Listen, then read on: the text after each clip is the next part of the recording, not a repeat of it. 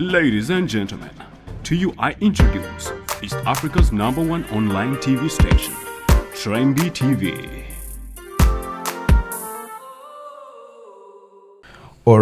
Alright, muzukuke mwenna ababadde beebase muzukuke agakagwawo gano ate geewuunyisa nga n'okutiisa gatiisa. Wabula nnyongera okwebaza ggwe eyeekuumira ku Trembi TV kyokola ky'amaanyi ate na subscribinga nkugamba osubscribinge onyige n'akadde obeere nga amawulire gonna agagwawo tugakutuusaako. Agakagwawo gasesa geewuunyisa gakanze buli omu ku social media galaga nti Nakyala Nalongo Donizera akwatiddwa mu studio nga abeekiisinga beekola ebintu by'omukwano mu studio ne mutabani wa Tamale Mirundi.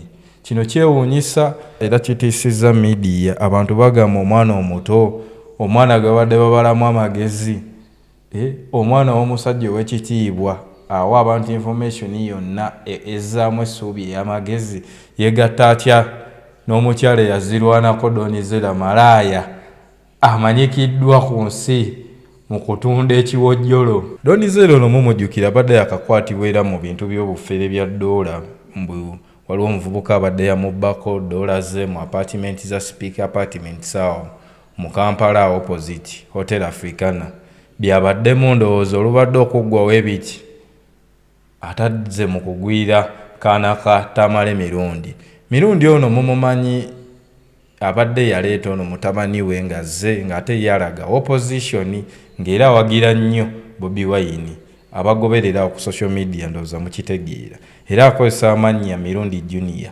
Kyewuunyisizza nnyo ensi kino kye tulabye n'okutiisa kitiisa kuba tekikirizika. Abantu omwana babadde bamubalamu future nga bamubalamu amagezi kankyogerewo ekyo nekyakoze kino kitiisa kyewuunyisa era ebifaananyi nga mubiraba bigenda mu maaso byabakwatiddwa nga bali mu kukola ebikolwa by'omukwano mu studio. Wabula katugoberere emboozi eno tubeere nga tugibongera kuba comments zendabyeko wano ku page ya Nalongo Donizera zitiisa. Abasinga bagamba Sugar Mami bwotyo bw'okoze akaana ka Tamale Mirundi, abalala bagamba Mirundi gwakusse, abalala ifu mulya buto was a person. Don't block me naye maama otiisizza. Tamale Mirundi kakubeggwe osegeera. Wabula ggwe ate na subscribinga nkongera okugamba subscribinga onyige n'akadde tubeere nga tukutuusaako amawulire g'abaserebuwo n'ebyakagwawo mu Uganda. Trembi TV, yeah.